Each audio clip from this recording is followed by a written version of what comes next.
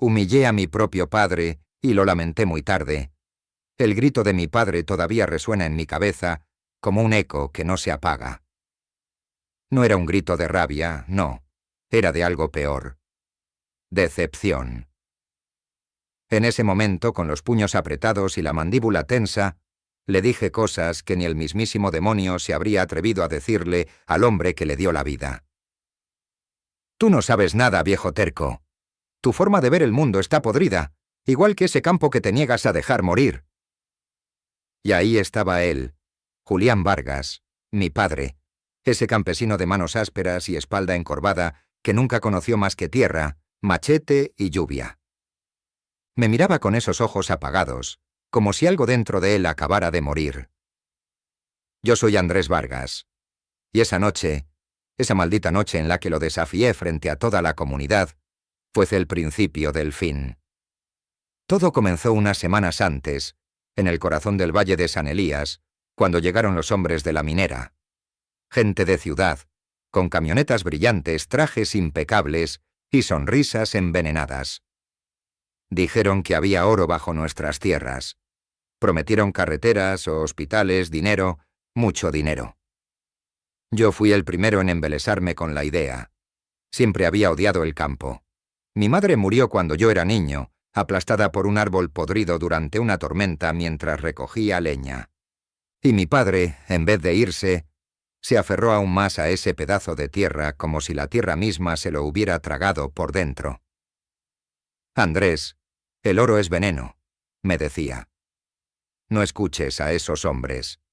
Ellos no vienen a dar, vienen a llevarse todo. Pero yo ya estaba enganchado, embobado por los números, los planos, las cifras que ni entendía pero que me hacían soñar con casas nuevas, una moto, quizá hasta irme a Bogotá y no volver jamás a oler estiércol ni despertarme con el canto del gallo. Una tarde, frente a la asamblea del pueblo, me levanté.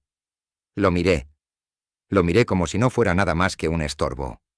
Y hablé. Mi padre quiere vivir en el pasado, atado a una tierra que ya no da ni papa. Pero nosotros podemos cambiar eso. Podemos salir de la pobreza. Yo firmaré con la minera. Si ustedes quieren seguir en la miseria, allá ustedes. Julián no dijo nada. Se levantó lentamente. Me miró como quien contempla una casa que se incendia, sabiendo que ya no hay nada que hacer, y se fue. Desde entonces, todo cambió.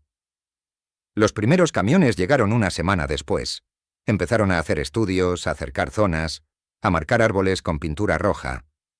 Las noches se llenaron de luces artificiales y el canto de los grillos fue reemplazado por el retumbar de generadores.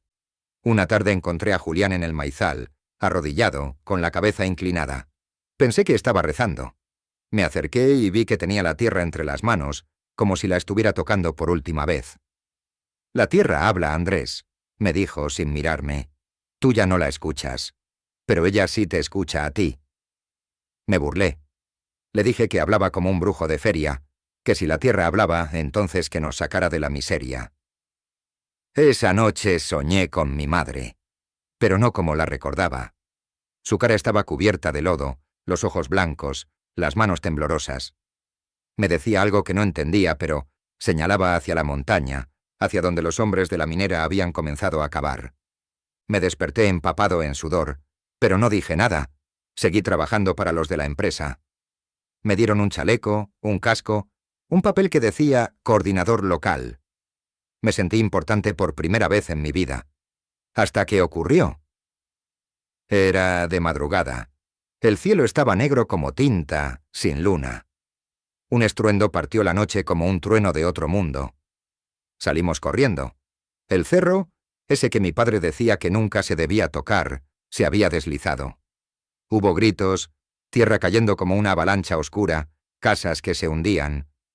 Mi primo Toño, sus hijos, la señora Marta, todos, atrapados. Y mi padre no aparecía por ningún lado. Me lancé a buscarlo, entre el barro y el caos. Lo encontré al amanecer, no en su casa, no en el pueblo. Lo encontré en la vieja cabaña del abuelo, justo al borde del río. Estaba de pie, con el rostro cubierto de barro y la mirada perdida. La tierra ya habló, hijo. me dijo sin emoción. Ahora escucha tú. Y ahí, entre los escombros, entre el humo, los gritos y el olor a muerte, supe que algo dentro de mí se había quebrado para siempre. Nunca había sentido un frío así, no el del cuerpo, sino ese que te entra por la sangre cuando entiendes que ya es tarde. Tarde para pedir perdón. Tarde para deshacer palabras. Tarde para todo. Los días que siguieron al derrumbe fueron oscuros, como si el cielo se negara a mirar lo que habíamos hecho. El pueblo entero quedó marcado. Murieron 7 personas. 7. Entre ellas, Toño, mi primo, su esposa y sus 2 hijos. La señora Marta, que todos conocíamos como la abuela sin nietos, y un joven que había venido a ayudar con las perforaciones. El desastre fue noticia nacional. La minera se lavó las manos. Dijeron que fue un fenómeno natural. Nadie se hizo responsable. Los contratos eran agua escrita. La ayuda prometida nunca llegó. Y nosotros nos quedamos con el lodo hasta la cintura y la vergüenza tatuada en el alma. Mi padre dejó de hablarme. No me miraba, no me saludaba, no respondía ni siquiera cuando le llevaba un plato de comida. Lo vi envejecer de golpe. En semanas parecía haberse encogido. Sus ojos ya no eran los mismos. Ya no había fuego, ni siquiera cenizas. Un día lo vi alzar la vista al cerro. Donde antes había un bosque espeso y vida, ahora solo quedaba una herida abierta. Y lo escuché decir algo bajito, como para sí mismo. Le fallaste a tu madre, Andrés. Y a mí también. Eso fue lo último que me dijo en meses. Yo intenté irme. Juro que lo intenté. Pero era como si la tierra no me dejara. Cada vez que daba un paso para salir del pueblo, algo pasaba. Se dañaba la moto, el camino quedaba bloqueado, o simplemente no podía respirar. No era miedo, era otra cosa. Como si algo me retuviera.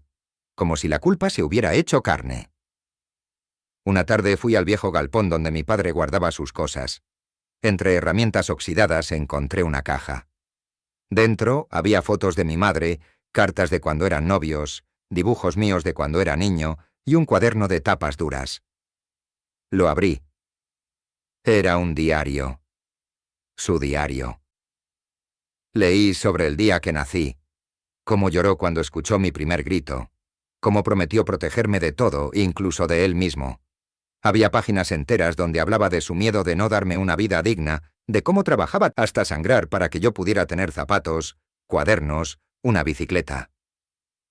Y una entrada justo después del derrumbe que decía: no sé si alguna vez entenderá el daño que ha hecho, pero no lo odio, es mi hijo, y tal vez este dolor sea el precio de haberlo amado tanto.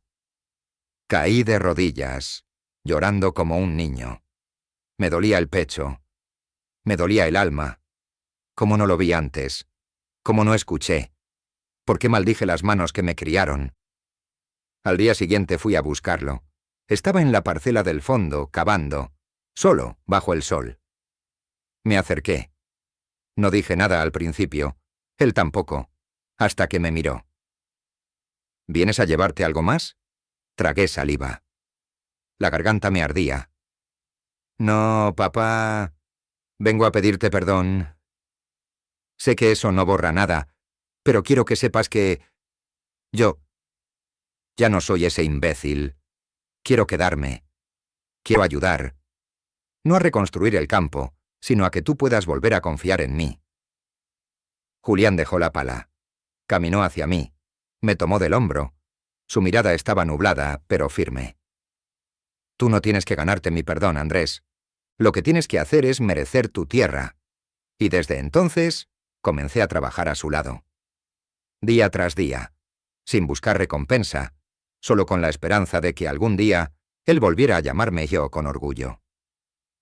Han pasado 5 años desde entonces. El cerro nunca volvió a hablar, pero cada vez que llueve, siento que la tierra me cuenta su dolor.